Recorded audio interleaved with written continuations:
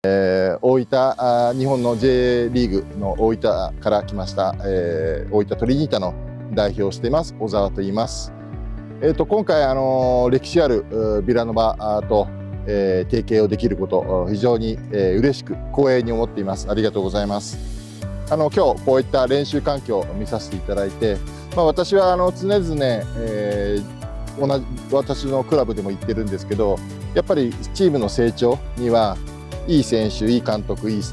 環境、この3つが絶対必要だと思っていて、でそういう面でこのいい環境という部分は本当に見させていただいて素晴らしい、選手が成長できることに必要な要素が全て詰まっているいい環境だと思っています。また提携をさせていただく中で、選手がこちらにお邪魔してこの素晴らしい環境の中で、成長ができることを、期待してますし、ビラノバさんと一緒に成長をクラブとしても成長していきたいと思っています。ありがとうございます。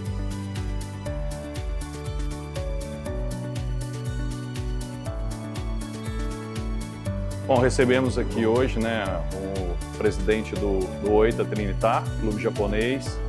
né, que veio conhecer a nossa estrutura, conhecer aqui o Vila Nova, né, e a gente está assinando um termo de compromisso para que a gente possa fazer intercâmbio aí, não só de atletas, mas também de profissionais. Certeza que nós vamos ter um laço duradouro que vai ser proveitoso tanto para vocês quanto para nós. O staff, né, mostrando aí que o Vila está atento ao mercado, buscando novas parcerias, principalmente no cenário internacional. Acho que é uma grande oportunidade para todas as pessoas que compõem aqui o nosso clube. E isso mostra que o Vila hoje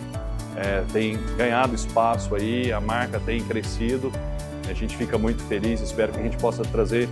retornos aí, não só na questão técnica, né, e desse intercâmbio entre profissionais, entre staff, mas também na parte financeira. Então a gente fica muito feliz, é um clube que se torna a partir de hoje um clube amigo, um clube parceiro do Vila Nova, né, e a gente pretende aí, não só nessa relação comercial, mas também na questão de marketing, de imagem, tá levando o nome do Vila aí, né, para o mercado asiático. E esse intercâmbio vem a gerar muitos frutos no desenvolvimento de atletas, tanto japoneses quanto os nossos atletas brasileiros. Então, para nós é um motivo de muito orgulho ter a nossa marca associada ao Oita Trinitar.